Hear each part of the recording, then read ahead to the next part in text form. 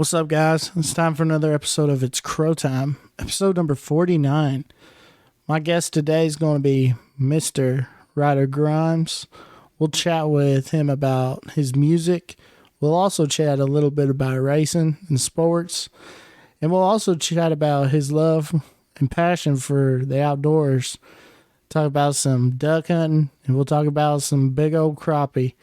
It's all coming up right here, right now. DJ, hit that intro music. And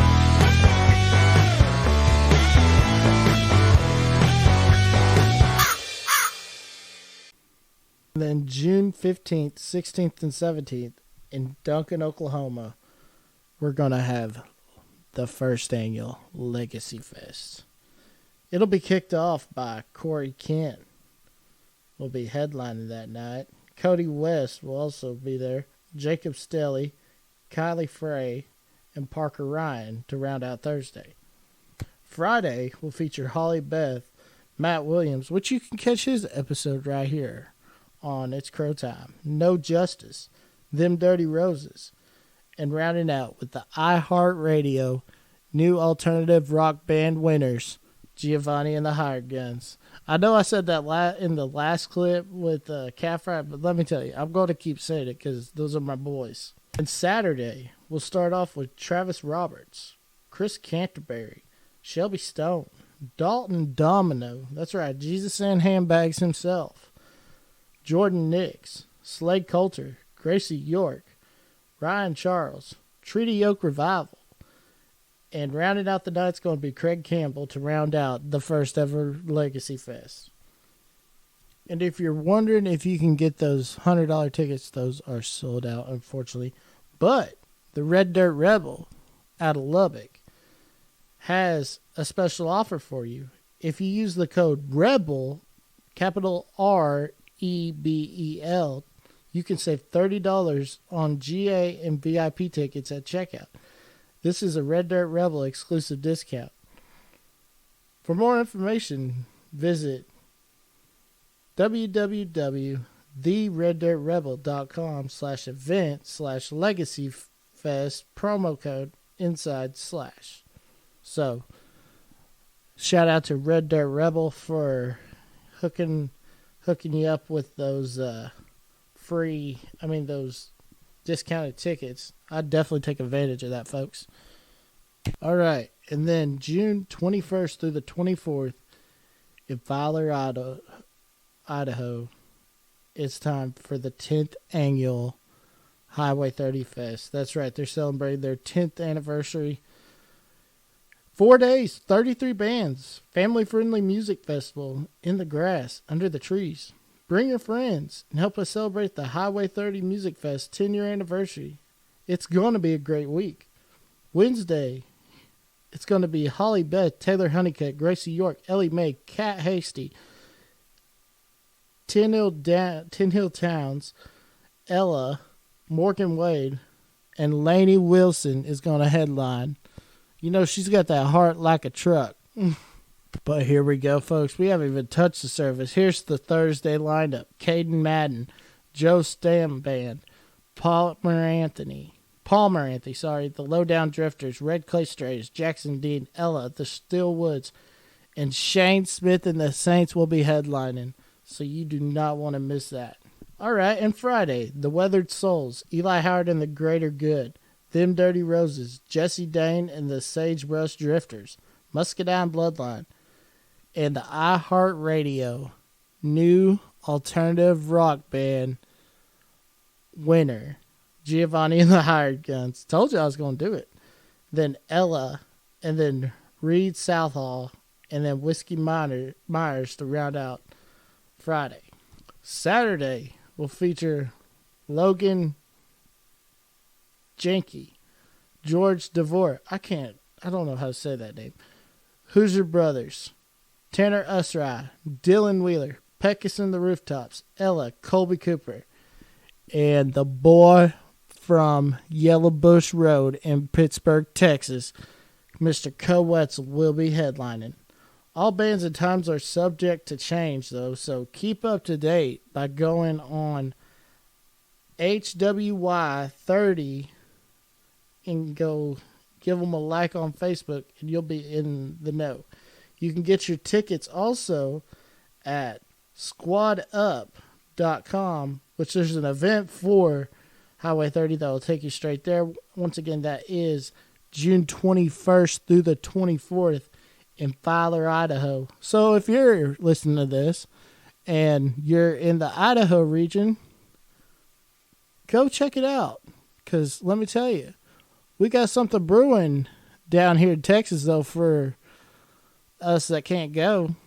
And we'll get right to that. And now here's a word from Uncle Gordy. Hey, y'all, this is Gordy from Highway 30 Music Fest, coming to you live from Texas Motor Speedway. We're going to hold a music fest October 19th through the 22nd. You're Gordy? You're Cody Jinks. Can I come to your festival? Absolutely. Would you like to come be the headliner? October 21st? Yes, Saturday night. I'm in. You're in? Hell yeah. You know what, y'all? We got Cody Jinks. We're going to announce him as our first headliner for October's show, and I am so excited. God bless. Take care. See y'all real soon. Bye. And we now know the headliner for Thursday through Saturday. Thursday will be Dierks Bentley. Friday, it's going to be that boy from Oolagaw, Mr. Zach Bryan. Saturday, as you just heard, is Cody Jinks. But Sunday, who do you think it could be? Well, you can go on Gordy's HWY 30 Texas Edition Music Festival, and you can go comment to see who it's going to be and see if you're right. All right, folks. So you know what's happening in Pauls Valley on June 16th through the 17th? Maybe you've heard, maybe you haven't. But it's once again time for the Okie Noodlin' Tournament and Music Festival. Friday night will feature Eli Young Band, and Cat Hasty will be kicking things off. I believe tickets are $15 to get in, so go see that. But then Saturday, hold up. I haven't even got to the best part yet. Saturday will feature Gaden Freeman and CC Rev. You know them boys from Cotton County. And headlining will be none other than, you've seen them on Yellowstone, Shane Smith and the Saints. That's right. And here's the best part. You don't have to pay a cent to see these two amazing bands. All you got to do is pay $5 for parking. $5 to see what with the bill like that, on the lineup. $5 ain't nothing. So why don't you head on over to Pauls Valley June 16th through the 17th for the Okie Noodlin' Festival and Tournament. And let me tell you, they're going to catch some big old swamp donkeys, that's for sure. All right, folks, with that being said, we'll be right back. Are you looking for something to do with old dad? Or maybe you want to do something with your buddies besides go play a round of golf? Or maybe you just want to take the old father-in-law out. Why don't you go see Deep Down Outfitters right here in the Falls? They're based out of North Texas and southern Oklahoma. They run dove, duck, and geese. And also, they hunt the legendary sandhill crane. Which, let me tell you folks, if you have not heard about the sandhill crane, it is the ribeye in the sky. They also do fully equipped thermal hog hunts. So, if you want to go out there at night and shoot some big old hogs, definitely need to give these boys a call, because they'll bring home the bacon for sure. They offer lodging, so you don't have to worry about getting a hotel or that expense. And it's really just a fun family environment. So why don't you go see my buddies at Deep Down Outfitters and tell them I sent you.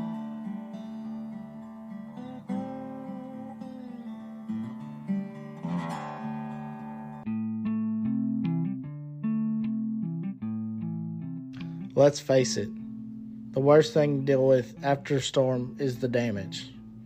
That's why I personally recommend Elite Roofing and Restoration. They'll walk you through the process.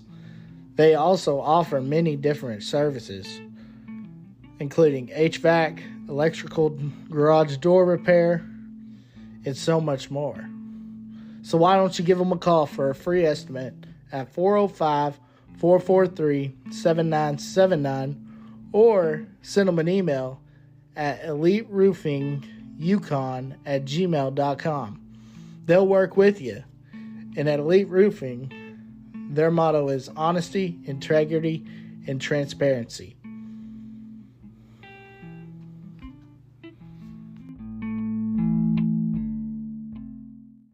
All right, now my special guest joining us tonight is going to be Mr. Ryder Grimes. What's up, man? How you doing? Oh, man, I'm doing good. How are you? Thanks for having me.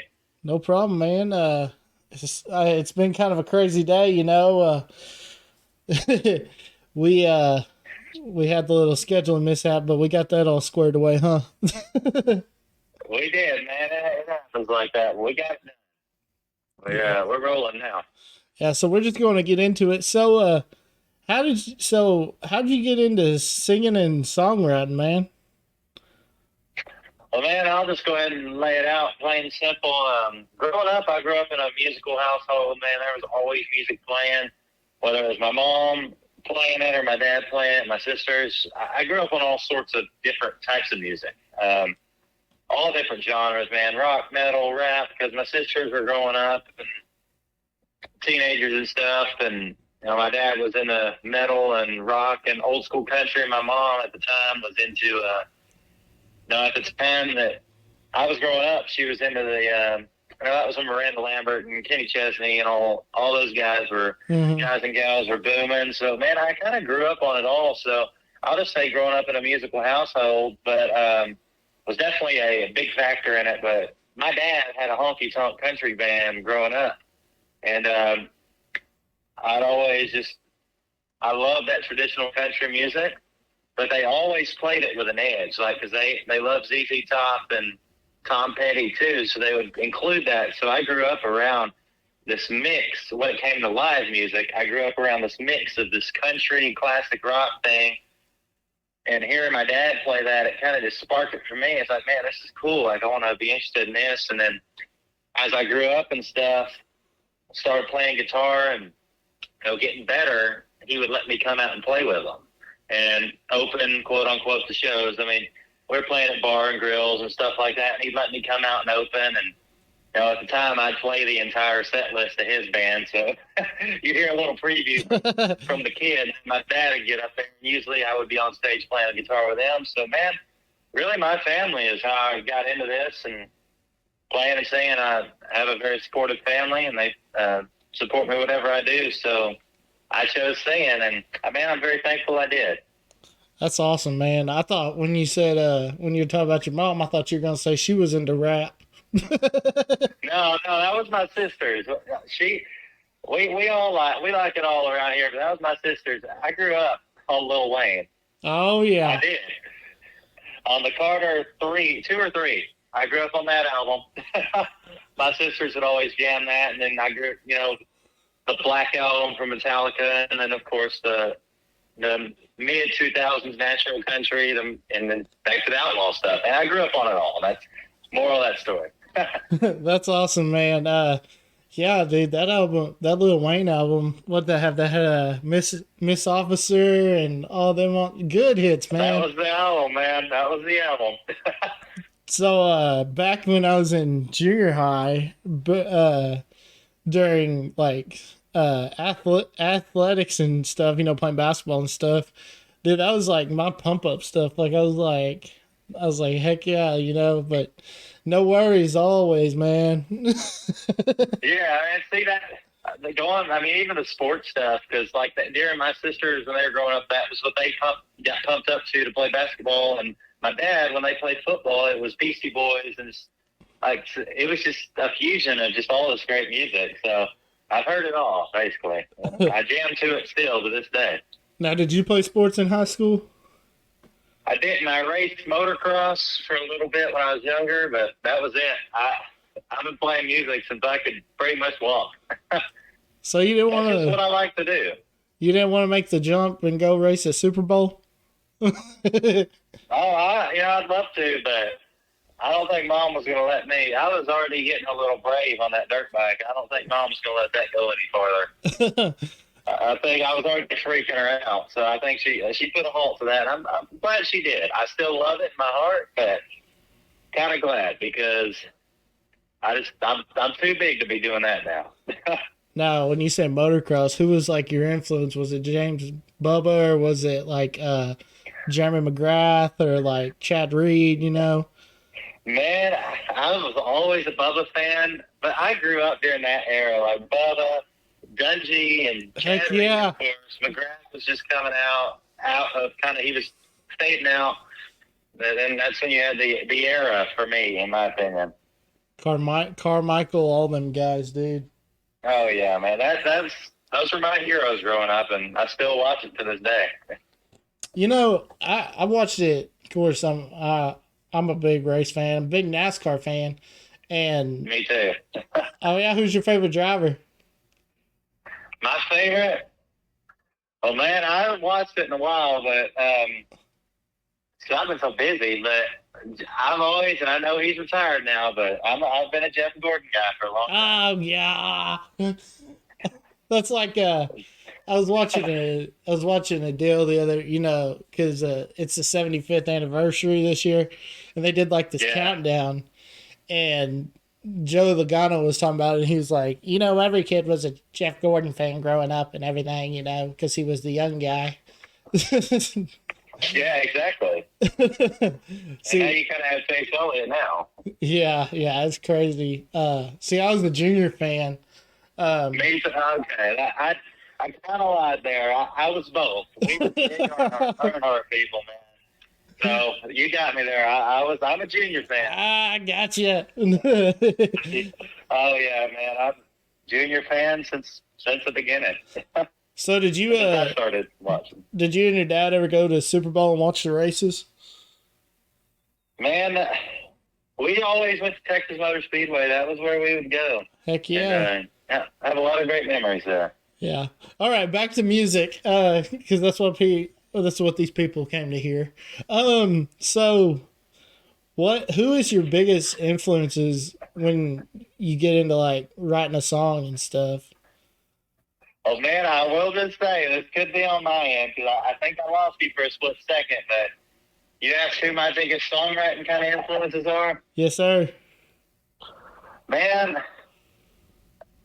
I'm gonna split this up into two sections because, like I said, I grew up on the traditional stuff.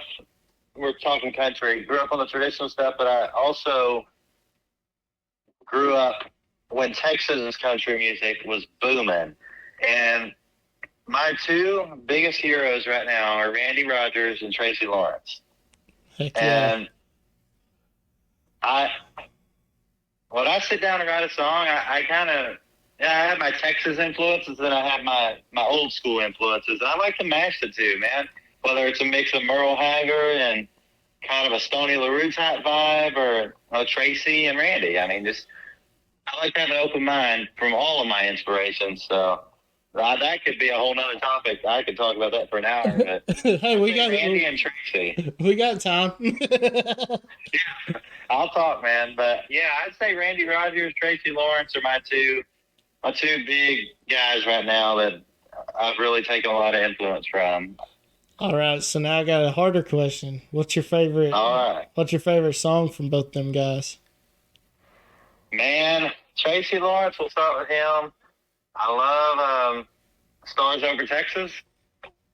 Okay. And obviously all the other. How a Cowgirl Says Goodbye probably is my number one at the moment. And then from Randy, and the list goes on. Yeah, sir. Newer Randy, I love Too Late for Goodbye and Interstate. Just those two songs, just something about them, man. It's Brady Black, the fiddle player in that band. It's just the way his fiddle tone is on those records and live. It's just unbelievable. And on those two songs, it stands out to me. I love the melody of them. I love the writing. I just love it all. But let's go to older Randy. I love the whole Roller Coaster album is great. But the album that really spoke to me the most, just the album that stuck with me forever since I was little, is I think it's a self-titled album. It's the black one with like the orange print on it. It's right after Roller Coaster, I'm pretty sure. Had In My Arms Instead on it. Buy Myself a Chance. Circus Leaves Town. Just every song on that album, man. Old Randy Rogers, every song on that album.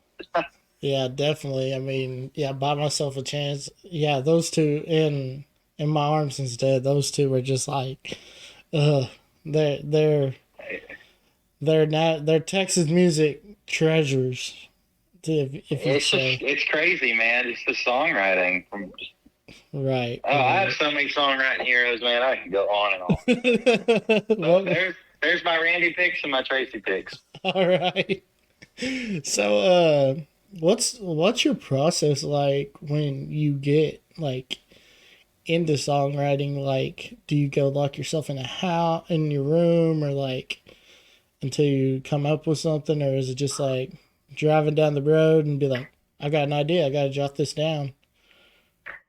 Man, it's kind of a mix of both. I don't really have a process. I used to kind of have one, but I feel like the more you mature as a writer, and this is just my opinion, but I feel like songs hit you at different times now. Like you said, I'll be driving down the road, who knows where I'm at, and something like, just even a title. Mm-hmm. Like, I was talking to somebody before this interview, like 5 minutes before we dialed up on here and talked. It was just talking back and forth, and bam, there's a song title. Like, all right, let me write that down. And I've kind of gotten aware writing by myself. I'm not as productive writing by myself anymore. I do write by myself. Some of my best songs I've written alone, but I like to co-write a lot because I've always liked the idea of having multiple different people thinking around one idea. Mm-hmm. Because people are creative, man, and sometimes you just get beautiful things, and beautiful could be a sad song, beautiful could be an emotional or a happy. I mean, whatever you want to write.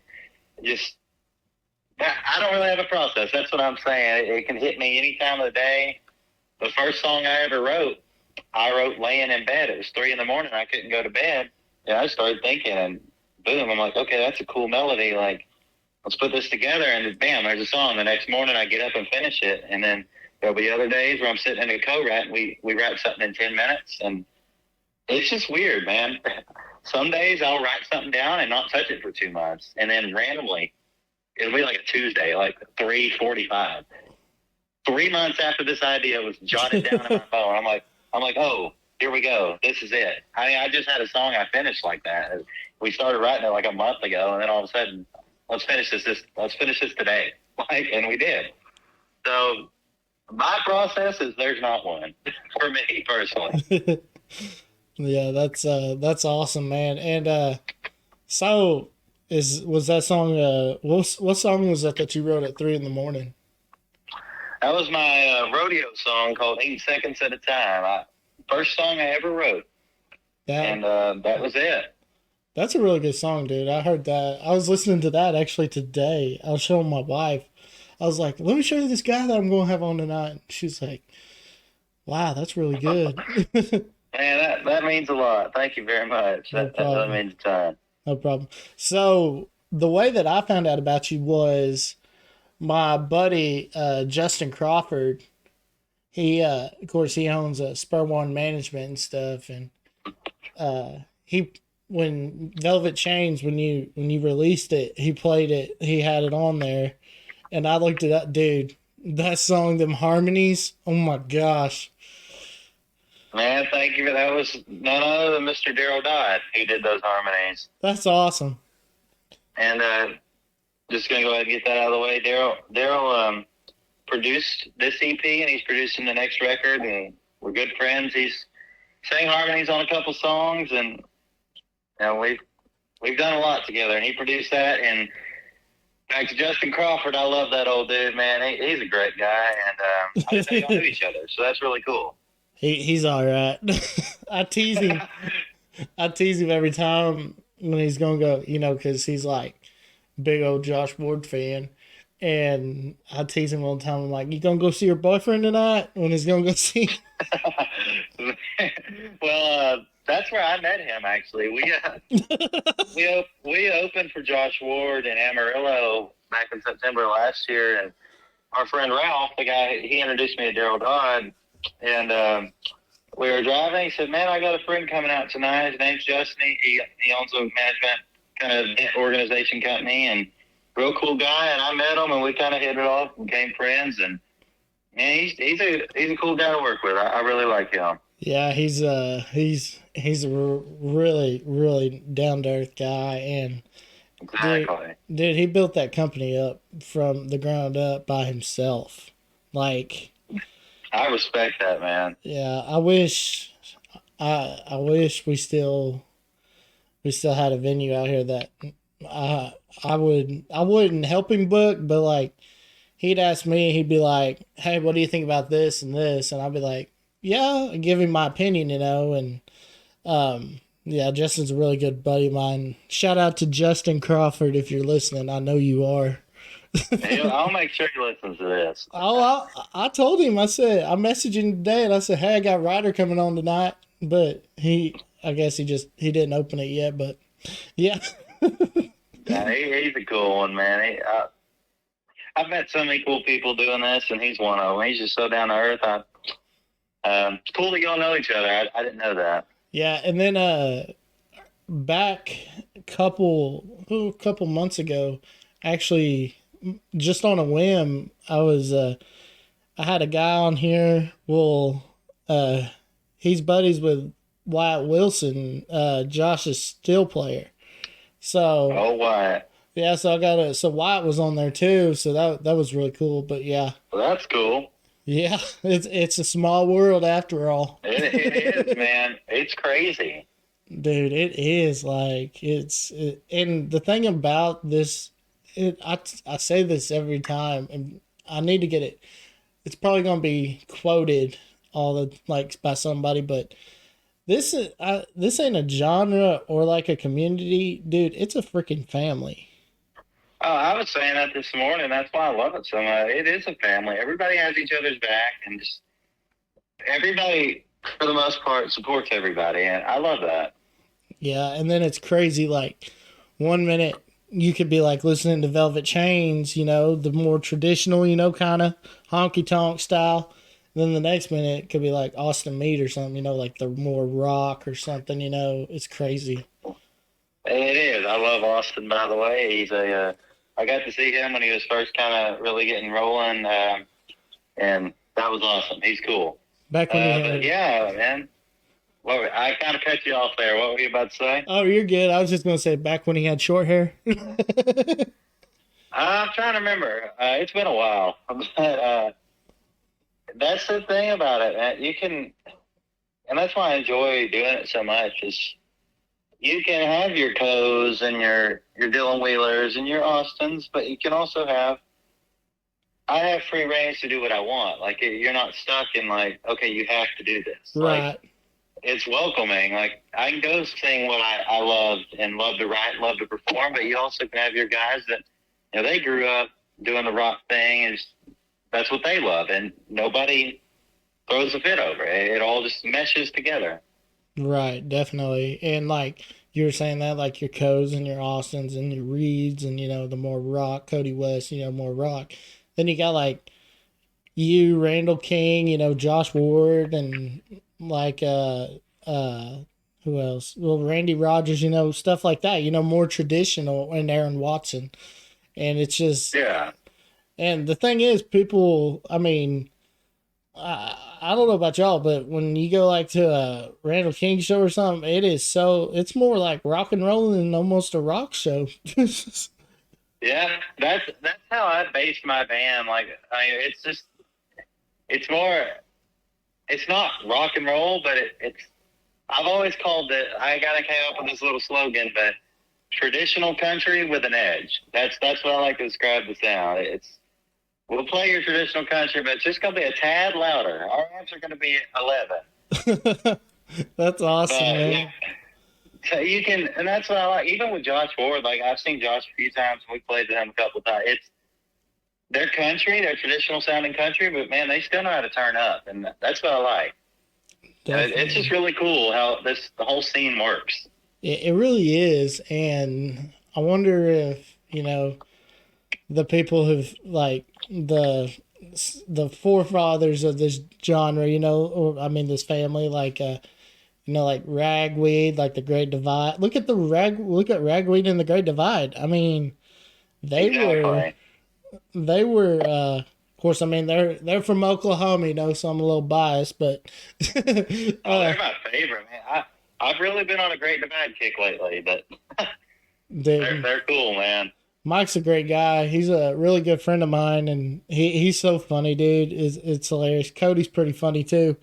Yeah, I've never met them. Oh, dude, they're a hoot. I mean, we actually got a chance to go to Boo Hatch one time, back at the original Boo Hatch, and dude, that was it was awesome. I was sitting there on the couch, and I was just like, Turnpike recorded here. All these people recorded here, and Soul Gravy was recorded there, and I'm just like, oh my gosh. Ugh. Soul Gravy, that's the album, man. Yes, sir. There's something about it. Dude, there's just something about Ragweed that it just... I love music from that era out of Texas and Oklahoma. Oh, definitely. My uncle was actually in... he was in like a Texas... I think they opened for like Pat Green stuff back in like the 90s and stuff. That band was the Ben Atkins band. Yeah, that's really neat. Yeah, out of Lubbock. He was the drummer. So, yeah, that was really cool. And stuff. My grandma was telling me a story one time that she went and saw my uncle play. She said there was this guy standing next to her. Looked like a homeless guy. He didn't have no shoes on. Well, then he got on stage. It was Pat Green. Wow. Yeah. Man, music is just great. In fact, it's just crazy. And there'll be days where if I'm bored, I'll just go back through the time capsule, as I call it, of just country music, but Texas music in general. Because it's just crazy, just all the shape-shifting and molding that it's done, just so much history in so little time, it seems like. I mean, 20, 30 years seems like a long time, but if you compare it to the outside world of just country music in general, that's not a long time. Yeah. And it's just crazy, the bands and the artists and just the songs that have come out of Texas and red dirt music.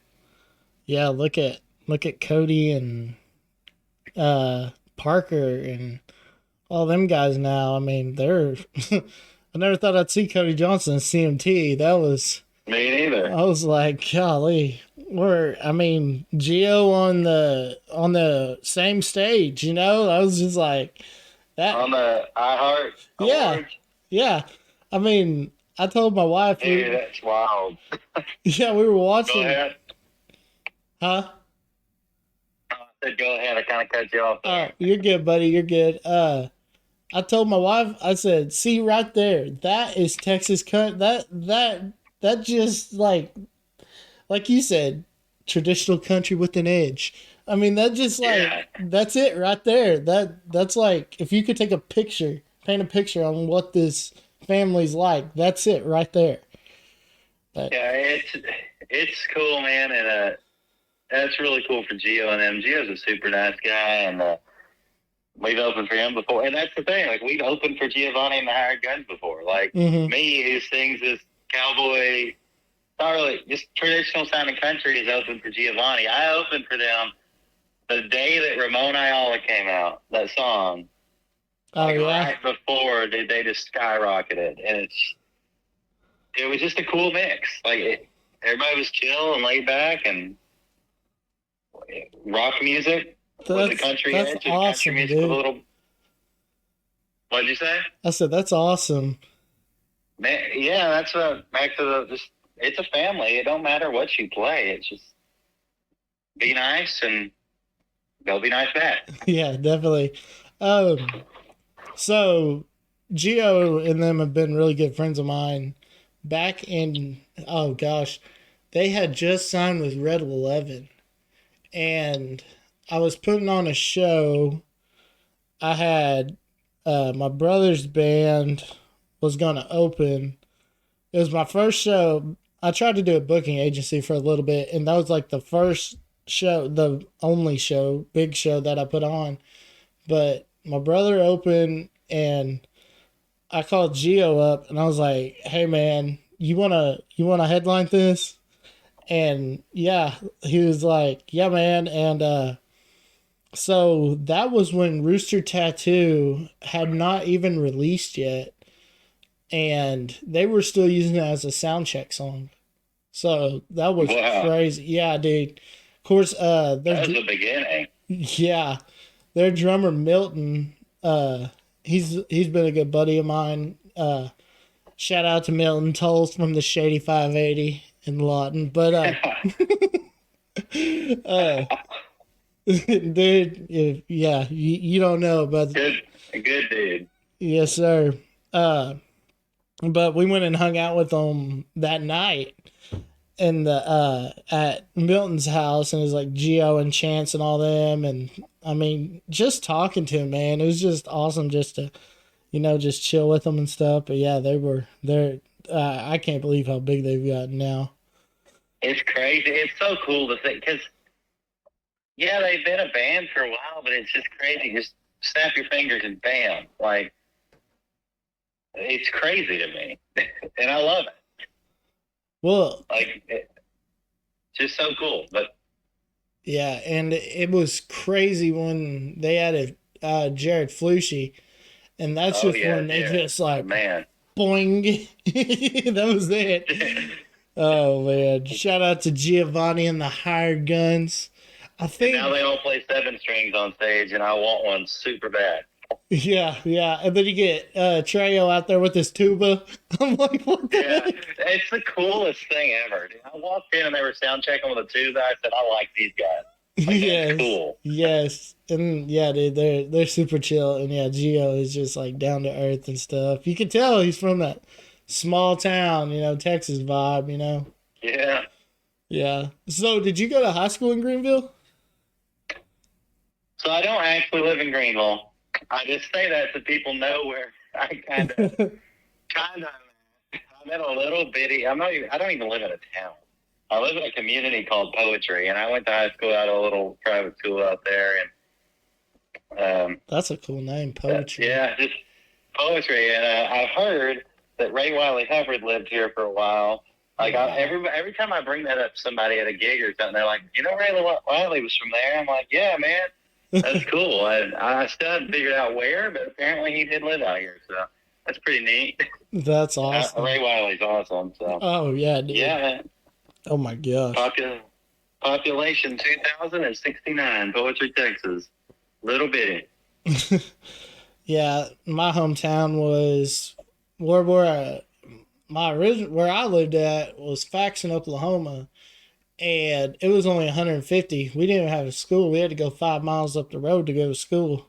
Yeah. Yeah, in Chattanooga, Oklahoma, not Tennessee. Yeah, I know what you're talking about, but I feel like, and going back to the songwriting deal, I feel like growing up in a community like I've grown up in, it's really inspired my songwriting and just how I look at life and how I look at being a musician even. It's really kind of just shown me that, man, you don't have to be caught up in the rush 24/7 because I'm a very busy person, and some days I'll just sit on the porch and it's like, man, just calm down. Just look out there. It's just peaceful. And I've really, because I feel like going back to the songwriting thing again, just when your mind's at peace, I feel like I write the best. And that's why I choose to write, whether I'm co-writing or I'm writing alone, just out in the scenery of where I live, just whether it's on the porch or in my living room, just looking out. Growing up in just such a country community, we don't live by nobody. So it's just trees and open land. It really clears your mind and helps you think better. So some of my favorite songs I've ever written were on the property that I live on. So That's very special to me. That's awesome, man. Yeah, I loved it living in the old small town. You know, and now I'm here in Wichita Falls. I can't pee off my back out the back door, but It's gotten populated down there. yeah, it's a little populated. You know. You gotta love it down there. Yeah, it's such a weird town though. Like it's got like I mean it's a city, but everybody that's from here, they're like it's the biggest small town, and That's a fact. dude, it's crazy. Um, I did go my only trip to Greenville, that your area over there. Um, my buddy was looking at a pick. He bought a pickup from a guy in Sulphur Springs, and Yep, that's a cool spot. yeah, and I think we stopped at the Brookshires, and maybe it was the Brookshires in Greenville or Commerce to take a pee. But yeah, so yeah, I haven't been out that way in a little bit, but he probably stops in Commerce, I think. yeah, maybe. Commerce is one of the cities I pass through. I don't know anybody who lives there. I would stop by, but it's a beautiful town. I don't get the chance to go through there much because I'm just passing through and going. Yeah, and the crazy thing about Commerce now, I can't. It's crazy how they're D1 in sports. I did not know that. I always forget that they have a school A&M Commerce. Yeah, I always forget about that. yeah. No offense, I say, but I just always forget because it's just such a little bitty town, dude. I mean, it's tiny. I know, right? And it's just like they got this big old school right here. Yeah, it's crazy, man. Yeah, that's weird. But yeah, that's like Decatur has. I think it's Weatherford out there, and I'm like, how do you have a school? Yeah, exactly. Yeah. So what was the poetry? What was the mascot? We were the pioneers. The Poetry Pioneers. I like it. Yeah. Well, what were y'all?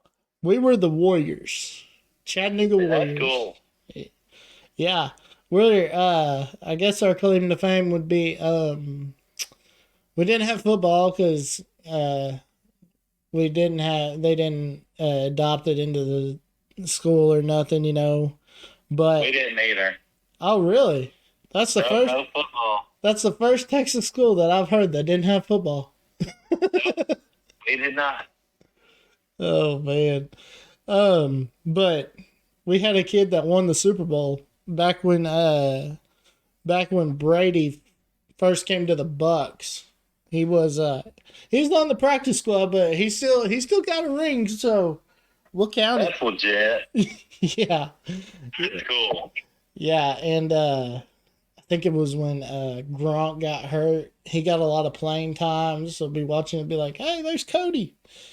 Yeah. And actually, That's really neat, dude. yeah. Then earlier in his career, he played for the Cowboys for the preseason, and we actually went to that preseason game and actually got to see him play. That was awesome, dude. I bet. That's not something that just happens. Like, I mean, that's cool. yeah, for a kid that didn't play football since 7th grade, you know, and is a Super Bowl champion, I was like, That's crazy. legit. Yeah, definitely, man. So let's break down. I guess would you say it's your hit single, Velvet Chains? If you want to call it that, top 10 hit. Top 10 hit on the charts, you know. So what was going through your mind when you wrote it? Oh, man, I'm going to tell you something real quick. All I right. didn't write that song, actually. And a lot of people don't know this, but when I was recording my first EP, the one that's out now, I really wanted to wrap the EP up. I really wanted to include a cover song from a long time ago, a cover that was well known at its time, but kind of, I don't want to say phased out now, but just as it wasn't as popular in the new age. I wanted to include a cover on there just to really, like, I had my original songs, a few of them, and then I wanted to have this high energy cover that was like, oh, this is who I am. Like, you hear my writing, but you also hear this is what inspired that writing. Right. Like, this is the type of music that inspired it. So, Go With Change is a Gary Morris song. It came out in 1982 originally. And Gary, it's not like your traditional, that song originally was not necessarily your traditional, your typical 80s country sounding song. It was more, I'm going to use the word pop-ish very lightly here, but it was just different. Like, it wasn't a slow, just heartbreak song, or it was just up tempo. Just, you had that big opening line of Velvet Chains, just like on my version. You just had a big ripping opening line with vocals, and it was just different than what was coming out at the time. And I don't feel like it got the recognition it deserved. And we were looking for a cover, and we went back and forth on a few. And Daryl and I were talking, and he brought up the fact, hey, man, Gary Morris is a Fort Worth guy, and I love Fort Worth. He's like, man, check out Velvet Chains. I listened to it, and if you listen to the original version, it is very high. It's in the key of D, and I have a very low voice. Right. And I listen to this, and I hear Velvet Chains. That's like in E, just me just kind of talking it out. Like, dude, it's up there. Like, not a lot of people can hit that range that he did. And I was thinking to myself, man, there is no way I'm going to be able to do this. And I sat around one day right before we went in to cut it, and I played around on my guitar until I found the key that fit, and we found the key. It's pretty low compared to the original, but it fits my voice, what y'all hear on the recording. And we went and cut it, redid it, and Daryl happened to know one of the guys that wrote it, Kevin Welch, and then Ron Hellard was the other songwriter on it. So we got to write some stuff, and we got to cut it, and when it came time to send one to radio, we chose that one because it was just a straight up, man, this is me. And it had instead of the big vocal line in the beginning like the original, it had a ripping guitar lick on the, it opens with this big guitar lick, my version, and then I come in with the vocals, and we kind of changed the melody of it a little bit, but it's still, get shown, I can't talk, so shine some light on the original, but it was also like, this is Ryder Grimes' version. I was about to say, put your own spin on it. Yeah, I put my own little taste on it, like, if we were to play something this live before it was recorded, obviously, this is what I'd want it to sound like. And we did that, man, and we sent it to radio, and I don't know what I did to deserve to get a top 10 single on my first ever radio release, my first release ever. I'd never released a song. Oh, wow. And then we released that, and it shot all the way up to number 8 on the biggest Texas regional radio report. And, man, it nominated me for an award. I was recognized as a future face of country music at the 2023 T3R Awards. I was up for New Male Vocalist of the Year, and all because of that song, man. And I'm beyond thankful. It still blows my mind that I went from doing nothing to 6 months later, because of this song, doing everything I ever dreamed of. And it's man, I could talk for hours about it, but there's a little backstory about a lot of people ask me that. It needed an explanation. So there's a good explanation of how Velvet Chains came to be, and kind of how we took it and did it our own thing, and kind of revamped it. That's awesome, man. Yeah, you definitely did that song justice. And I'm sure. Thank you, man. Did Gary reach out to you? He didn't. And next time he comes to Fort Worth, or Dallas, whenever he plays out here, I know he's coming soon, I think. We're going to set it up to where I get to meet him and stuff. And that's awesome. I just want to shake his hand and tell him thank you. Yeah, thank you. I don't get starstruck, but like, I just would love to shake his hand and just say thank you, sir. Right. It's everybody that has something to do with that song. I would just love the original version. I'd love to just do that because it's changed my life. And hearing his version when I first ever heard it, I'm like, man, this is cool. And here comes just the moment where I start just spewing, but I'm not going to do that. You're good. Hey, you're I'm good. thankful for it, man.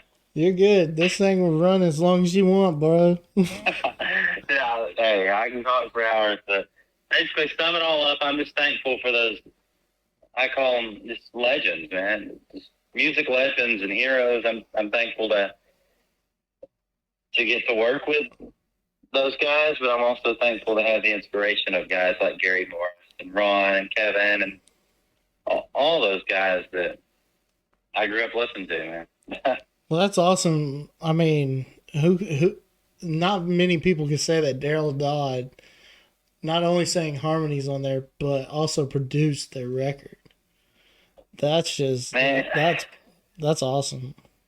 It's still crazy to me because I'll tell one short little Daryl story because I love to tell this story. So I met Daryl a long time ago. I was like 8. We were out at Texas Motor Speedway. Heck yeah. Watching the Daytona 500 on Big Hots, the big TV. Oh yeah, when they had the watch party. Yes, and Daryl, Larry, Joe Taylor, and Dave Perez of the Chaos Brothers, Oh wow. they played the after party. And my dad, because they got to open for Daryl when they were playing, he said, my mom and dad were like, that's Daryl Dodd. Like, you grew up listening to him. Let's go meet him. Or let's introduce you to him. So we all took a picture together, and I'm like leaning away from Daryl because I was a shy kid, and I'm still shy. I'll still say it. But when you walk in my house, that's the first picture that you see when you walk in my house. It's me, Daryl Dodd, my mom and dad. And to say and just to be blessed enough to get to work with a guy that's not only an inspiration to me, but just to become a friend with him is just mind-blowing to me. I'm beyond thankful, man. Great guy. Now this is gonna be the race fan of me. What Daytona 500 was that? Man, I don't even remember. I'm trying to think. How old are you now? Oh, man. Do you want me to give out my age? Yeah, sure. Yeah. We'll go fast on that, but let's just say I'm college age. In college. Okay, so let's see. So you're 8. I'm trying to think in my head. I'm like, is it 2000? Because, dude, I'm telling you. Man, it was a newer Daytona. I think it was 2015. Okay. Hey, that's what Junior won. No, I don't know what year it was. It was older than that. I don't remember. Okay. Then when you were talking about Daytona, my NASCAR brain, dude, it'd be so cool if you got a show like, it'd be so cool if you got like a show at like, you know, not just like on the main stage like at TMS, but like what if it was like on the side stage or something? If they started doing that, that'd be so awesome. I want to play at the infield of Talladega. Dude, yes. I feel like that would be the ultimate just Oh my gosh, bucket yes. list. Dude, I just watched a video the other day on YouTube. These guys, they spent the weekend in Talladega, and I mean, you hear stories like just like, you know, drivers saying stuff and stuff, but when you actually see it, oh my gosh. Oh, it's wild. It's crazy. Like I got to play the main stage at Larry Joe Taylor. Now I want to play the main stage at Talladega. Yeah. Yeah. It's like The infield stage. Like, I want to experience both of those parties. Oh, dude. Yeah, because then you get to watch the race the whole weekend. You get to watch the Xfinity and Cup. Yeah. Of course, I mean, I don't know. I mean, this new car, it's all right. You know, it's not the old. I think Mark Martin said it best. Here we are getting on racing, but Mark Martin, Kenny Wallace had him on there the other day, and coming from Mark Martin, he was like, all these old people that say this car ain't nothing. He said, I don't like the car, but the racing has been better than ever. I agree. Yeah. It's been good. It's been real interesting. Yeah. Yeah, definitely. It's different. It's an adjustment for sure. Oh, definitely, dude. I mean, you go from a stock car to now it looks like a sports car out there. Yeah. Like a road course car or something. I don't know. I haven't been to one of the new next gen quote unquote races, but I'm gonna have to go to one soon. Dude, I was thinking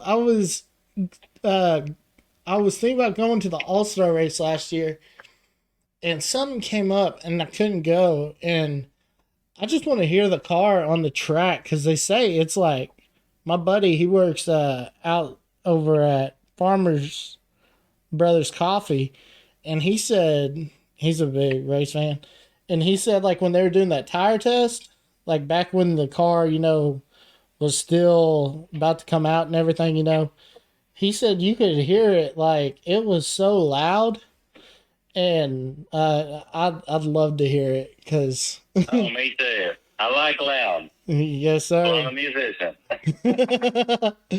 Oh man, Everything I like to do is loud, whether it's shooting guns, playing music, or watching cars go around the track. I yeah. like loud. I shouldn't like loud, but I do. Here we are talking like a bunch of rednecks talking about NASCAR, and we're about to talk about hunting. Oh, if you want to go down that rabbit hole, we will too. I was about to say you probably got some big old bucks out there, don't you? Well, we're duck hunters. Oh, I've been okay. deer hunting about 6 years, man. Me and my buddy Hunter from the Mike Ryan band, he's a guitar player, one of my best friends in the world. Uh-huh. Last year, we decided, all right, we play music 24/7. Let's find us something to do during the week in the wintertime. So we start duck hunting, and we are obsessed with it, my guy. If I had a duck call with me, I would blow it right now, but I don't have one on me. But, man, we are hooked on it. That's all we talk about. We talk about duck hunting now more than music. Because, like, we do music naturally. Like, that's what we do. But everybody needs a hobby. And I heard this from Hank Jr. in an interview he did a long time ago. It's just, everybody needs a hobby, especially when you're doing what we're doing, because it catches up to you, and that's when it gets not fun. And that's when it wears you out. And hunting's kind of become my hobby, and specifically duck hunting for me and Hunter. That's all we do, man. In the wintertime, when we're not on the road, we're hunting. We're duck hunting. Heck yeah, that's awesome. So it don't matter how cold, but now over here, it wasn't. I mean, now up north in Oklahoma, it was all right, but like here, dude, it wasn't a good season. Man, we had a good one. It got better towards the end because it finally got cold. Did you get you any woodies? No woodies. We couple pintails, and I'm a huge pintail guy. I finally shot my first big, we call them bulls, stud bull pintail drake this year, man. And I got him mounted, and he should be done here soon. But no woodies. I shot me a hooded merganser and mallards, teal, a lot of teal, which is good eating. So I'm thankful we got a lot of meat in the freezer. So that's what I'm happy about. That's good, and it's almost time to get the old rod and reel out, huh? Go yeah, some man. whips. Crappie fishing. I crappie fish in Oklahoma, so may have to take you up. We'll go up there sometime. Where do you crappie fish at? Eufaula. Oh yeah, Eufaula. Yeah. I used to fish with a guy named Josh Jones. Josh Jones. Big time angler from up that way, man. He catches 15-pound bass, it seems like, every single day. Yeah. Is he from Wagner? I can't remember off the top of my head, but all I know is he's a monster fisherman, and when we crappie fished with him, man, we were catching. I caught crappie as big as my face. That's like big fish. Yeah, for all you that on here that have never been crappie fishing, that's pretty damn big. Dude, 3-pound crappie. I mean, 3.5 pounds. Golly. Something you catch every day. And I have some pictures, man. It's wild. I mean, you yank it up out of the water. It's like, is this the same species? Like, is this a deformed bass or what? I put a Dr. Pepper can in one of them's mouth. Golly. I love it, dude. I made up without the outdoors and stuff. That might have been a I can lake talk about record. that for just as much as I can talk about music. Well, hey, we got time. Here at Crow Yes, Time, sir. we ain't running on time. Yeah, I'm used to being on time. Like, we got 30 minutes, so we're just talking. I like it. Yeah, man, that's yeah. When I started this, when I revamped it, I was like, I'm just gonna go on here, like say what they want to. I'm not gonna give them a time limit because I ain't professional. I'll tell you straight up. I try my best to be, but when I get the chance to just be laid back and talk like you're sitting next to me and we're just on the porch hanging out, I'll talk for days. Well, that's how I am, dude. Like I thought maybe when we were talking on the phone this morning, I was like, crap, I don't want to talk too much. Yeah, man, I would have spilled you a whole story, but I'm being good tonight. Yeah. So let me think. So you got any farm ponds on your property? I don't mind, man. We have one little tank out there. We got some catfish and some bluegill. We love bluegill around here. Them But no, bluegill. we don't have any. I wish we did. Yeah. And let me ask you, are you jigging when you go crappie fishing or are you fishing with minnows? Well, man, we run those. I'm trying to remember. It's been about a year. We usually run jig. I don't think I've ever crappie fished with minnows. We were always running the jigs, and we had the live scopes, so we were doing that hair jig, and then your soft plastic. Yeah. I'm not as big of a fisherman as I am a hunter, so I'm trying to remember all these terms. You good? Oh man, what kind of jigs were you using? No. Yeah, I don't know the little ones that were about 2 inch and a half long with the little curly tail on them. The ones that have the little dot on the eye, huh? You can get anywhere. Yeah. I can't even remember, man. I just don't remember.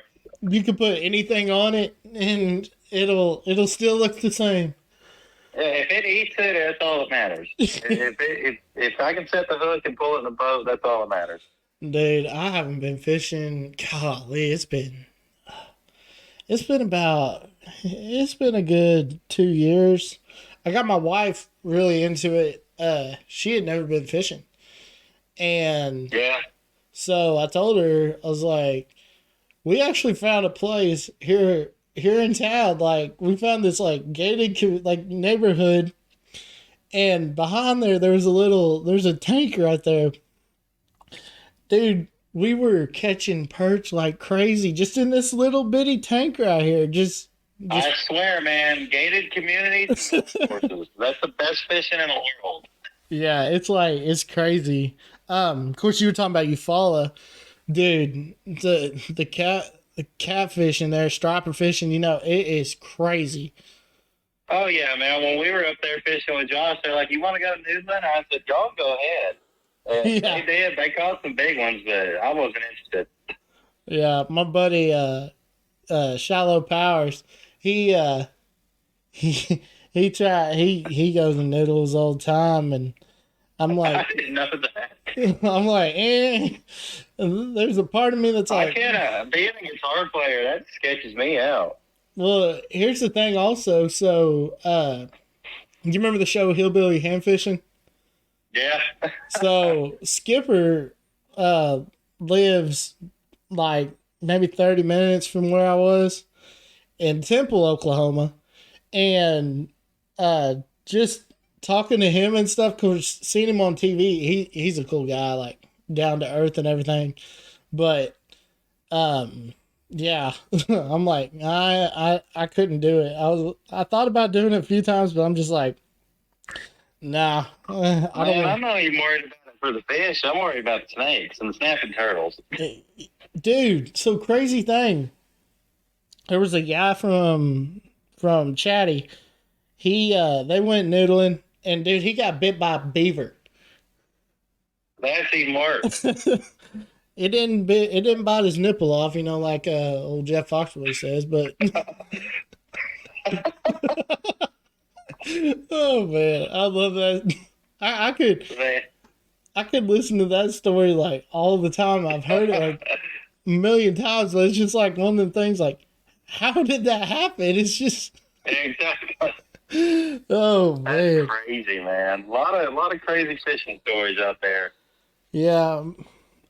Maybe old Jake can get you on a on tour outdoors sometime. I want to do that one day, man. I miss game hunting. I mean, ducks are game, but I do miss hunting four-legged animals. Yeah. It's been a while, man. I'm not a bow hunter though. That's my deal, and I know it takes a lot of people bow hunting. You have to do a lot to get me to bow hunt, mainly because of my allergies. But Yeah. I'm a rifle guy. That's what I am, dude. So growing up, like I said, living out, in boondocks, Faxon, Oklahoma. Uh, my papa would tell me not to shoot them until after the first snow, then shoot them and clean them rabbits. And these cottontail would come up in our yard. I'd go out there like 11, 12 o'clock at night with my pellet gun, and I'd just shine a light on them and then clean them and eat. Dude, rabbit is the best. Oh my gosh. I don't know if I've ever had it, but I've heard a lot of good things about it. I have had alligator. Yeah. We're on the topic of different types of meat. I've eaten alligator, but I've never had rabbit. And everybody raves about it. Oh, dude, gator is so good. I could go for some gator right now. It is. Rabbit and frog legs. Those are the two things that people say they're great, but I've never had. You never had frog legs? I'm willing to try them. I want to have good ones. Oh, dude. Well, frog legs are good eating. Growing up, my mom's side from middle Louisiana, I mean, we know about that cooking. Oh, definitely. I mean, you watch Doug Dynasty. I want to try that good Cajun cooking. Oh yeah, And, definitely. When we get back to visit, I'm gonna request that. You gotta get on some mud bugs too. Oh, I'm a crawfish guy, man, but I want to take this from. I always forget his handle on TikTok, but he cooks crawfish with like the orange juice and stuff, and he always says if it ain't seasoned, or no, I got it backwards. If you ain't seasoned, it ain't seasoned, and I will stand true to that because man, it got to be spicy. I love spicy crawfish. I love that. I love that feeling, dude, when your lips are burning and it's just like you got the stuff on your hands. Oh, yes. Yeah, it's hellacious, but no, man, I love being just part Louisiana, I guess. I love having that in my family because my whole mom's side of the family, it's all that Cajun cooking. It's good. Boudin, all that stuff. Oh, yeah, we get all the good stuff from down there. I've never had Appaloosa catfish, though. I have not had that. I'm thinking about Duck Dynasty now, I guess. Man, this has been a cool time out here. On this interview, man, it's neat. I've never been able to just get on here and just talk about whatever. This is cool. Yeah. Now I'm going to ask. What else? Huh? What is it? What'd you say? Now, what were you about to say? I was I'm going. done talking until you got another question. Well, I was just going to say. Now comes the hard question. What's a song lyric or like a verse that you're like, oh man, I wish I would have wrote that. Oh, you got me here. Difficult one. All right, I'm gonna talk about my friend Hunter again.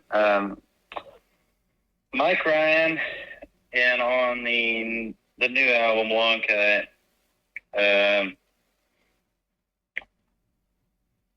Man, Loser, that song. Loser off of Long Cut by Mike Ryan. That whole song, there's a verse, really just into the chorus. I'm trying to remember it off the top of my head. You don't really know how it feels to be a loser till you lose her. Oh, damn. Like, man, the first time I heard that, when Hunter showed it to me before the album came out, he got, because, they have to learn the song, so he gave me a little sneak peek before the record came out last year, or this year, and just that lyric stuck with me, and it's just I love stuff like double-sided lyrics, like, that's just the type of stuff I wish I could think about. I know I have it, it's just unique, and Mike and them, those are guys that I've gotten to spend a lot of time around and kind of become friends with, and just the songwriting, his songwriting has really stood out to me over the years. I've been a fan of his for a long time, and it's cool to call those guys friends now. The band really close, and then Mike's a decent friend, and just to hear that, it's just, man, incredible songwriting. And that lyric, like that's the one. I think if I had to say, man, I wish I would have written that. "Loser" by Mike Ryan. And you don't really know how it feels to be a loser until you lose her. It's cool, man. Yeah. What's that one song? Of course, I mean one of the big song on there that first came out was "Die Running." But I mean, that's a good one. I mean, he's got so many, like what's that one song? Oh, it's on the Blink before Blinking You'll Miss It. Oh crap! What's the name of that song? Talking about leaving high school and everything. Damn Good. Damn Goodbye. Yes. That's man. That's cool. It's just clever songwriting. And story about Mike. Mike was kind of the first newer Texas country guy I started following when he was really kind of popping off, and I've seen them so many times and hung out with them so much, man. It's really cool, and I really do this with a lot of singers that I really become big fans of. I really like to look back at their songwriting history, and Mike's has always been very impressive to me. Oh, definitely. It's just, I mean, even with the new stuff, if you even go back to the old school, beginning, some of his first stuff, 57 songs, and you think about it, it's just man, there's not a lot of people that can write like that. And it's just really cool to me. I love songwriters. It's just, I'm not a great songwriter, but I take inspiration from all different songwriters, and I take a lot of inspiration from Mike, man. It's really cool to have seen them as many times as I have, and that's my deal with shows. And I need to start doing that. I need to start going to really enjoy the show. I go to shows to study. Right.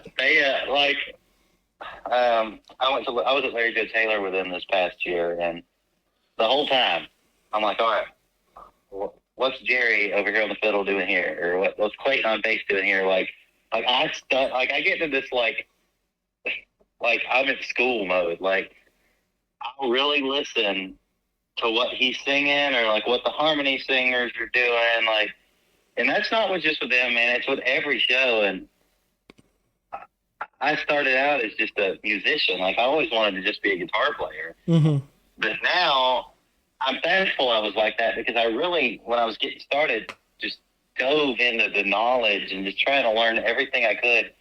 And man, I'll always say this: you can never stop learning. So any show that I go to, whether it's Mike, Randy, Wade, even when we open for guys like that, it's just, I've seen them. The first time I saw them, I was there. I just stoked in the moment. But every other time, it's all right, let's learn. Use this as an educational purpose. Being in school. It's kind of that to me. And I've learned a lot of my songwriting traits from watching shows and just talking to the artists themselves. I can't talk right. You're good. I kind of got off on a rabbit trail there, but. So you know Slam Jones then, huh? Yes. Yeah, Slam's a good buddy of mine. Met him at a weirdest place. So my wife, one of her classmates had a wedding. Well, Shay's bass player was her husband's uncle. So they played the wedding. And that's where I got to know Slam, of course, back when he was with Darby. I actually knew Darby like way before she started singing and everything. But that's another story. But now I'm going to ask you a question, and I'm just asking for your opinion.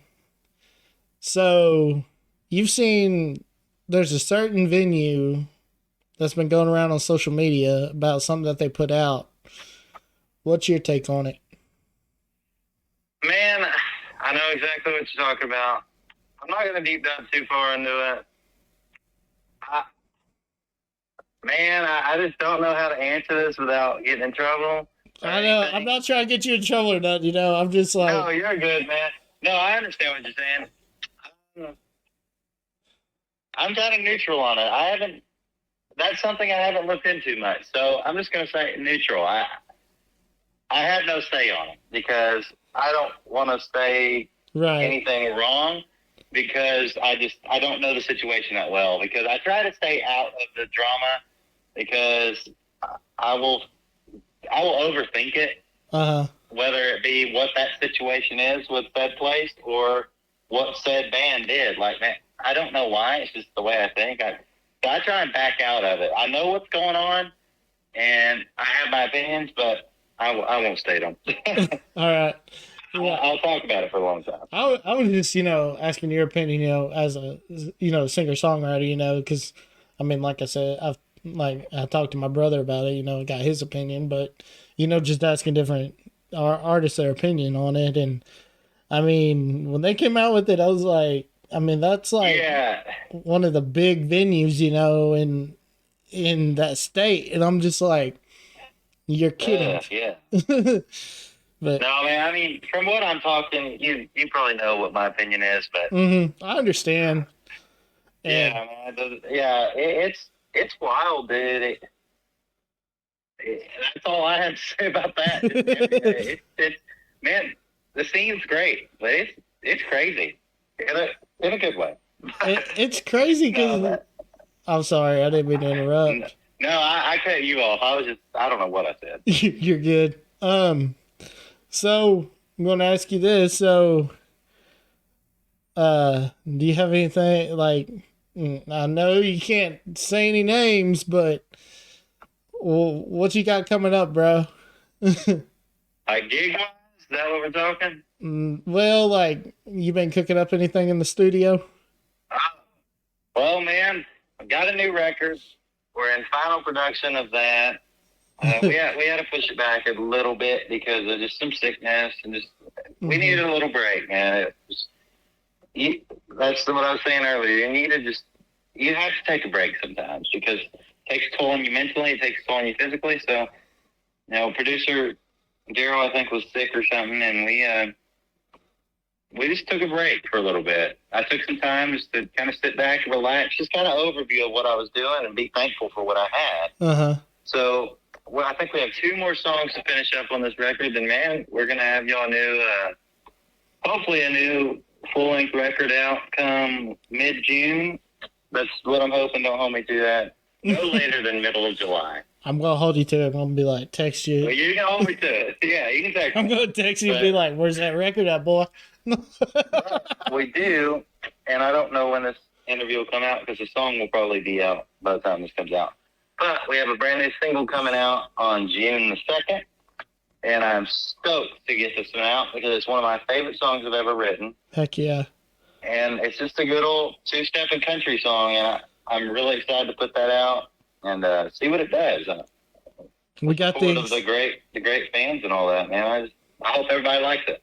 We got the exclusive right here on It's Pro Time. Yeah.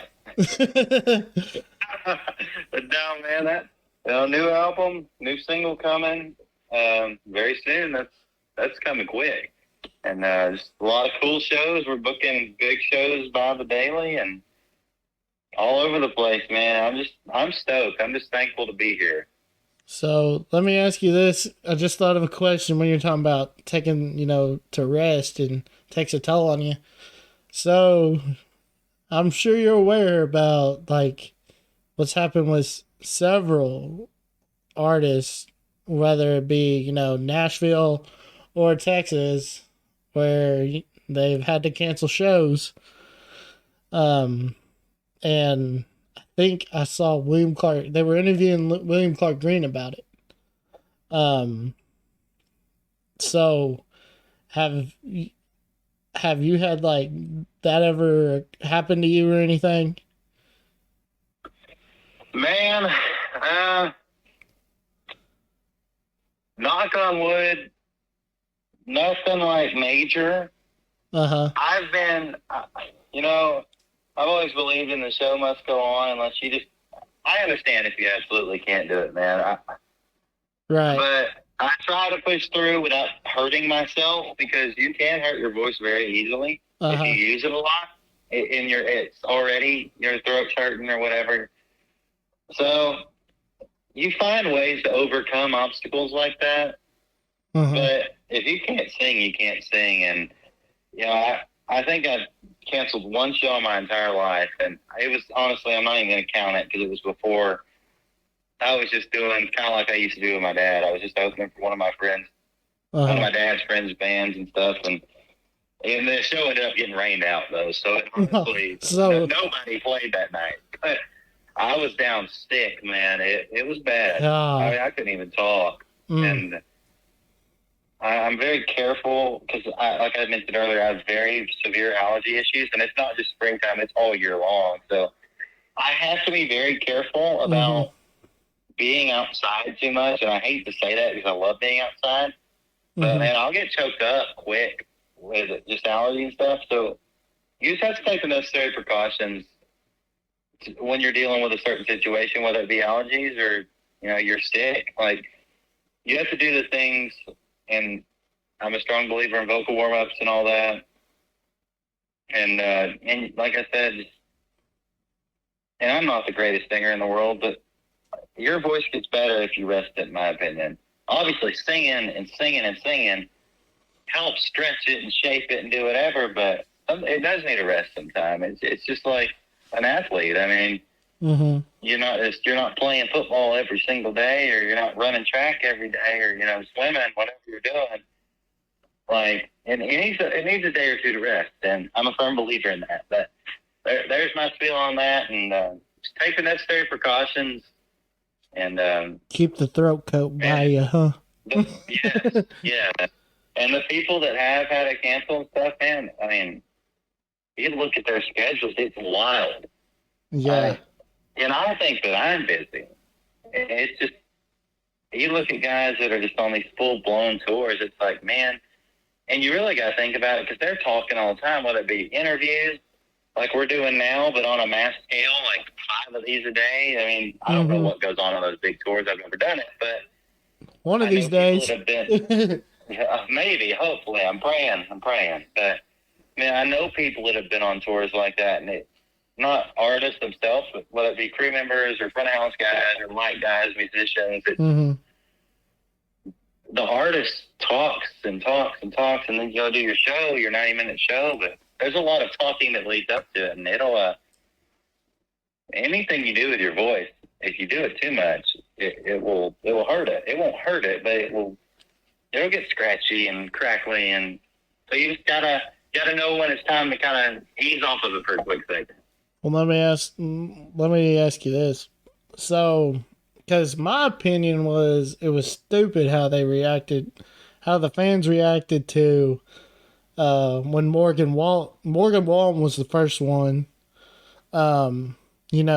When he canceled, and people were sending him death threats and everything, and I was like, I told my wife, I was like, I'm not really a fan of his music, but I was like, the dude couldn't help it, Yeah, I mean, if you can't sing, you can't sing. And I've seen Morgan. I'm a Morgan fan. And the show that dude puts on, it's not just the singing. It's wild, the production, and it's a bodily toll, man. If you do that too much, you just get tired. And that makes you sick easier. I mean, obviously he's a very healthy guy, I believe, and from what I've seen, just staying fit on the road, and that's a big thing. You got to stay active on the road, and I can't even imagine what it's like doing what he's doing, but or Toe or anybody, but it's just it's crazy just a show that size, how much you're actually doing Right. that goes along with the stress and the pressure of singing that much. I mean, touring for 2 years, I mean, if you think about it, when he goes going in between tours, I mean, 2 years of touring is a long time. Yeah, that's Because I'm saying 2 years because, you know, he released 2 double albums. yeah. And that's a lot of singing. I mean, you don't just get in the studio in a week and do that. I don't think. I mean, it took me a week to record an EP. I can't imagine what 36 songs is like. Yeah, can you imagine? Yeah, dude, it's wild. And I mean, if you can't sing, you can't sing, and you just have to take a break.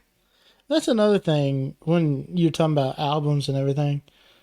I don't think people realize what y'all put into it. Like when you go into the studio and the time, and I mean, not only the time, you know, I mean, let's be honest, studio time is a pretty penny.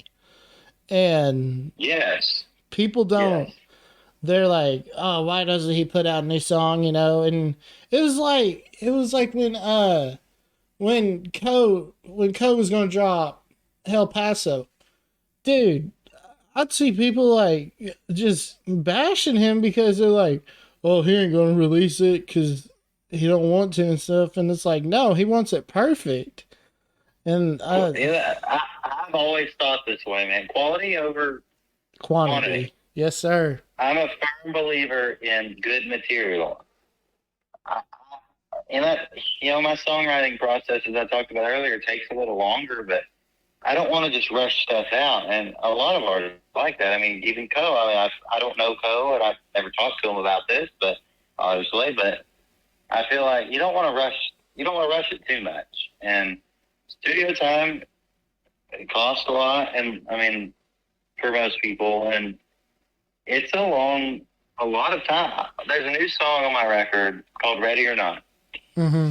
And I sat, no lie, I was in the vocal booth recording just vocals for that song for 5.5 hours on a 2 minute and 45 minutes, 2 minute 45 second song, man. I believe But it. it was just, sometimes you just have to do it over and over and over again until, especially when you got Bart Rose and Daryl Dodd and Yeah. myself, who's a nerd, also listening to it. It's like, I'm a perfectionist, and I'm gonna do it I'm not gonna do it until I get it right. I'm gonna do it so I can't get it wrong. Right, exactly. It'd be one note, man. It's like, no, redo it, and it would be fine. It's just, that's how it works, man. But that's the thing, quality. That's why it's taken so long to get this record out, and I just want it to be good. I want to have a good product for the people that believe in me, because truth is, I wouldn't be nothing without the people that believe in me, and I want to make sure they get the best of the best from me. Right. Yeah, We're not definitely. going to go, and that's why we didn't go record when, you know, the producers were sick or anything. We didn't. It wouldn't have been as good as it should have been. Right. Because you think different when you're sick, in my opinion. Oh, definitely. You're not on your game. You're not on point. So you're not going to catch certain things that should be caught. So You're ready to get out of there. yeah, and that's how I believe. A good studio day could be 12, 14 hours. I've spent that long in the studio before, but Yeah. I'm beyond thankful I have, because it's produced some of my favorite music I've ever recorded. And Right. I'm excited for the world to hear that. Yeah, that's awesome, and we'll be ready to hear it when it drops. So as far as gigs, what do you got coming up? Well, man, we're playing Texas Music Revolution Fest out in McKinney, with 95 through the range, the 27th annual one with Charlie Robinson. Oh, one wow. of my Yeah. freaking heroes, dude. Talking And about a one of bunch them of other pioneers. artists on that. Bunch of other artists, but I'm going to say Charlie Robinson. Man, there's just, it's not me being rude, man. Charlie, Shane Smith, I believe, is on the bill. Oh, wow. So many great artists, dude. Local artists and big artists. Like, there's so many, I can't even name them where I would and give them shout outs. There's just so many. So we're doing that on June 2nd. June 3rd, we're playing a big old hometown bash reunion single release party playing at Southern Junction in Roy City, Texas, and then I think we got to run to Kansas in June with Ned Ledoux. Oh, and wow. I love Ledoux's, both Chris and Ned, and Rest in peace, Chris.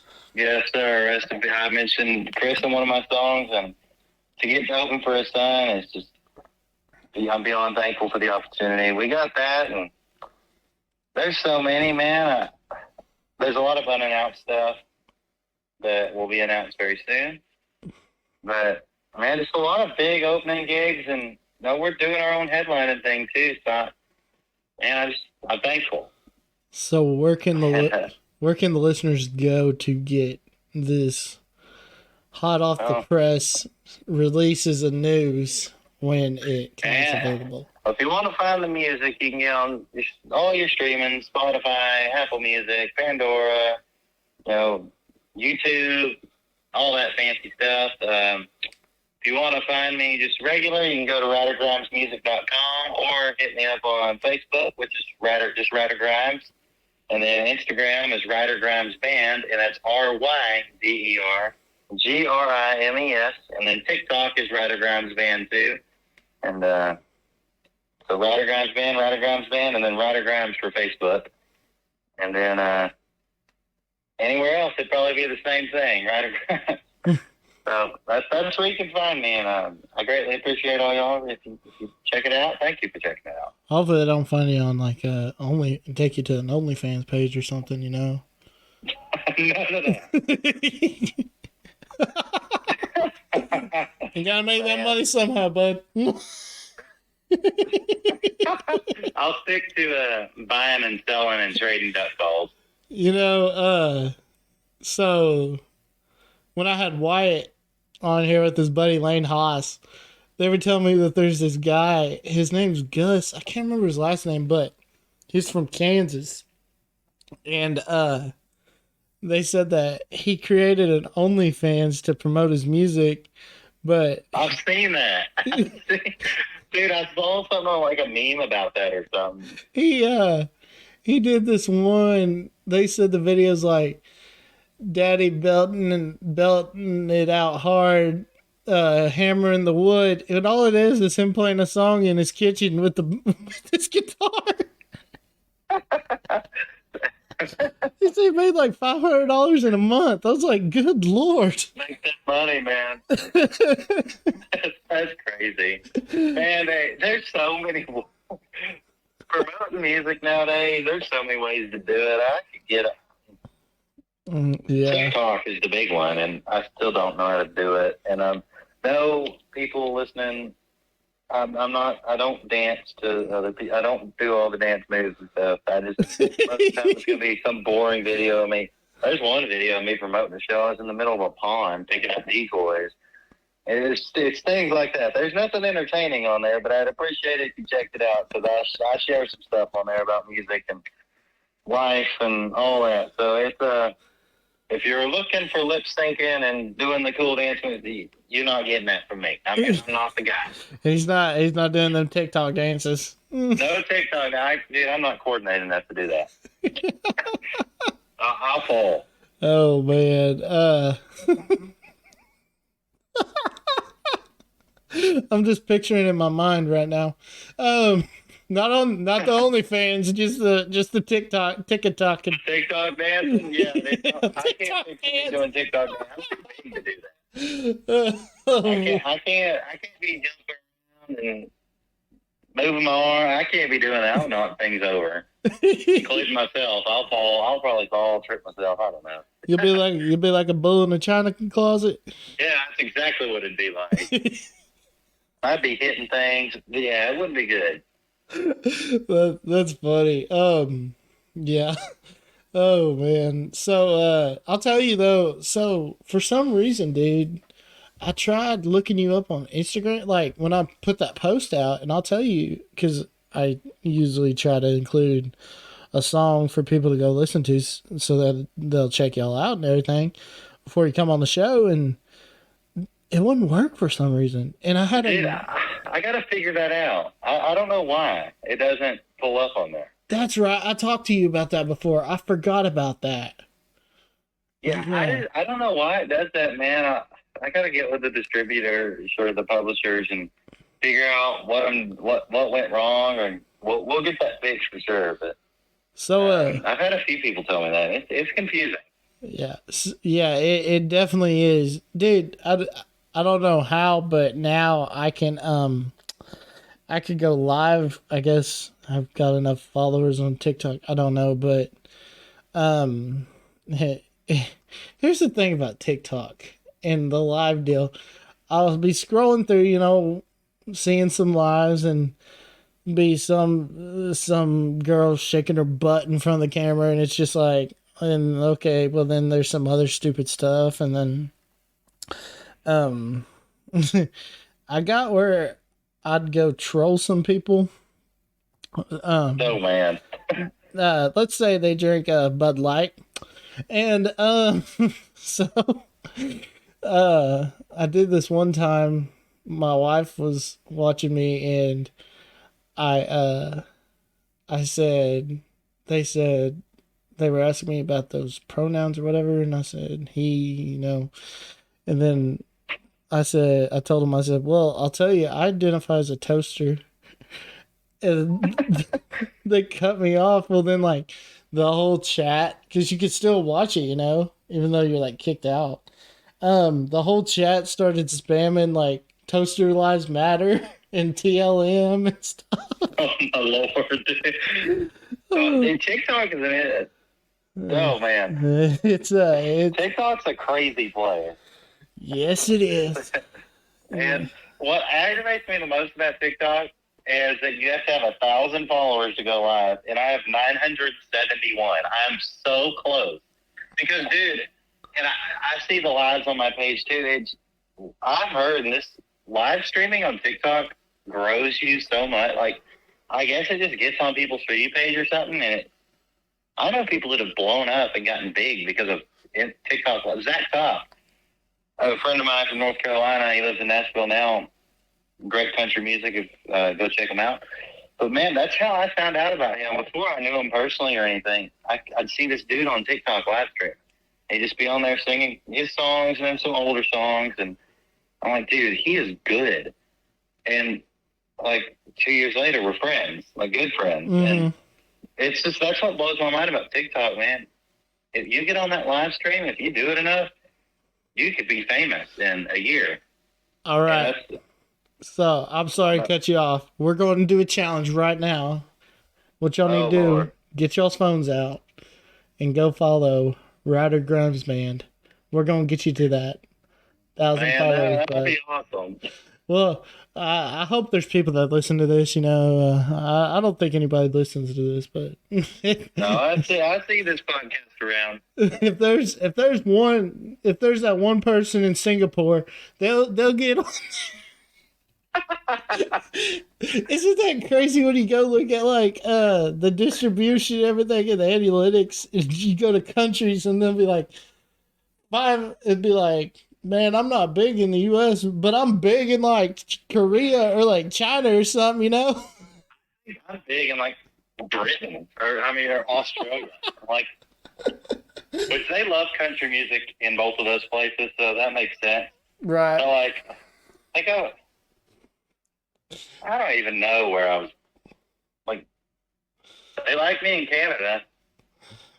Oh yeah. And I'm a Rush fan, so I like that. Maybe we can get some Canada dates. I want to play up there really bad.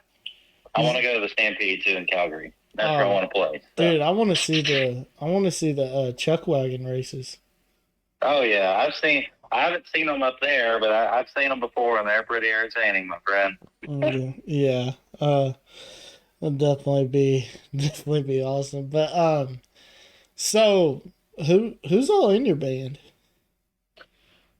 Just member wise, or yeah, just like just member wise, in case you want to shout them out. No, I'll give them a little shout out. So I got Johnny Sillers on drums, and a little sidetrack, cool story. Johnny was my dad's drummer. Oh wow! And so it's really cool to have him. He's playing a kind of punk rock metal band called Black Tie Vendetta out of the Dallas area, and they kind of did a reunion, and they don't play a ton, but I offered him the road gig, and he said yes. And man, it's been super cool to have the same guy that I grew up playing with That's awesome. back behind my playing for me. So man, I'm blessed to have him, and then I have Kerry Wilson on bass. He played with Daryl Dodd for the whole time, basically, that Daryl was playing with the band, and then David Wallace on guitar, monster guitar player, and right now I got a guy named Russell on fiddle, Russell Stevenson, and then we're about to add a keyboard piano player. Still looking. We have a couple in mind, and we're about to do that. We're about to get country with it, and then every now and then we'll bring out a pedal steel player. So, but those four are my main guys, or five. Okay, four. I always, that's my issue. I always count myself as a member, which obviously I am a member, but like, I always count myself as one of the, like, I'm a musician, because I guess I was a guitar player for so long. So, man, I'm going to say 5-piece because, 5-piece because I'm counting myself, but I think we're about to do the jump to the 6-piece. So, big band, but I love, back to Tracy Lawrence.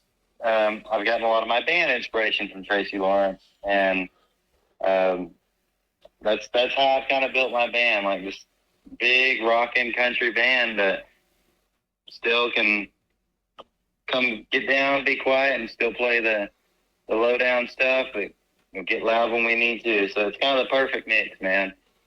That's awesome, man. Yeah, dude, Tracy Lawrence. I mean, if you ask me, probably my favorite. Oh, there's three that are probably my favorite. Of course, you find out who your friends are. Of course. There's four actually. There's Find Out Who Your Friends Are. There's Texas Tornado. All classics. Time Marches On. Yes. And Paint Me in Birmingham. You gotta love that one, man. That's a good list, man. And I know I've talked about Tracy a lot during this interview, but he released a Tracy Lawrence Live at Billy Bob's album. Yeah. I've not stopped listening to it, and I guarantee as soon as we hang up, I will be listening to that album again. Well, because going back to what I was saying earlier, when, like, especially live demo recordings or board tapes or anything, I will sit and listen to them until I can't stand it, because I'm in my mind making ideas for my own band, like right.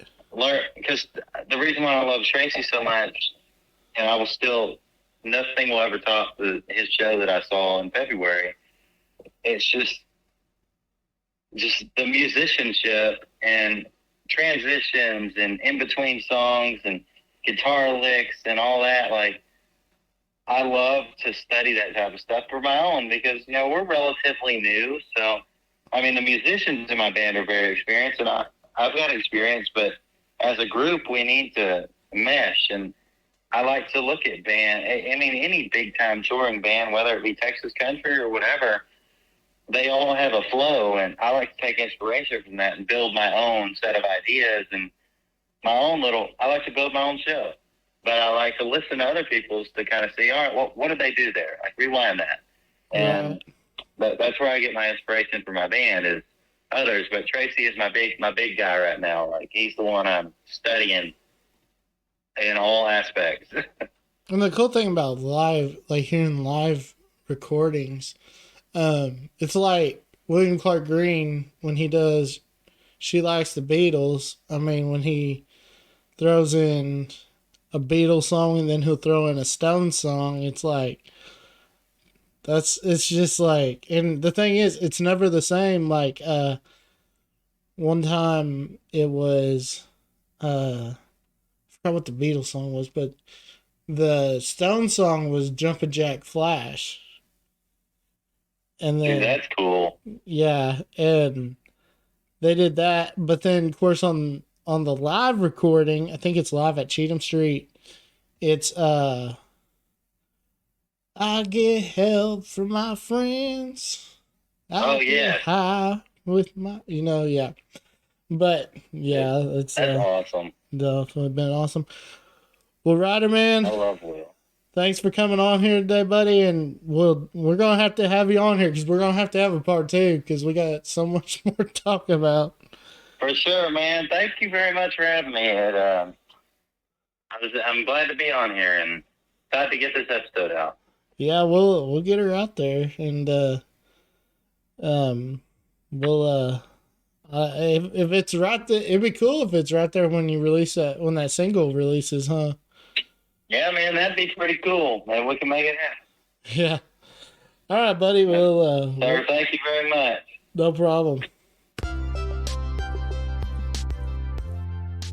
Do you have yard work that needs to be done, but just don't have time to do it? Well, go hit up my buddy, Jake Lazenby, with Lazenby Landscaping. They do both commercial and residential mowing.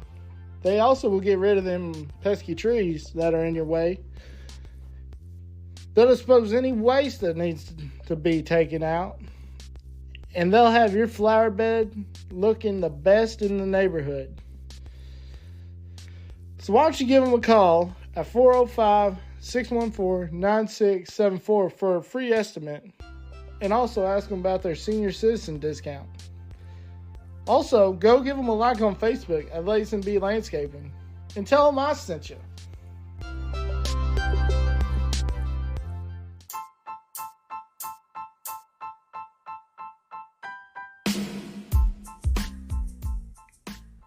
Have you heard of the new company right here in Wichita Falls called What's Up 940? They'll show you the latest deals and steals and the hottest events right here in the falls. Just go follow them on all social medias at What's Up 940. Well, folks, I think that's going to do it for this episode of It's Crow Time. Want to thank Ryder Grimes for chatting with us today. Make sure you go follow him on Instagram and go like him on Facebook so that you'll be ready for when those new dates drop and when that new music drops. You'll be in the know. Also, go check out his music on all streaming platforms. And also, go give him a follow on TikTok so that we can get him to 1,000 followers. But with that being said, we want to thank our listeners for tuning in. If you're new to the show, you can go like us on Facebook. You can go follow us on Instagram. You can go subscribe to our YouTube channel. Sorry about that, drew blank. And as always, we want to thank our supporters. Lazenby Landscaping out of Stillwater, Oklahoma. Your Stitch Fix Company out of Walters, Oklahoma. Death Before Pop Country. What's Up 940? Dig Down Outfitters right here in the Falls. War Bonnet Records right here in the Falls. Spur One Management. Elite Roofing and Restoration out of Yukon, Oklahoma. Reed's Abrasive Blasting. And Texas Heritage Clothing. We want to thank y'all as always for supporting this show. We couldn't do what we do without y'all and you, the listeners. And until we meet here next time, right here on It's Crow Time. Good night, everybody.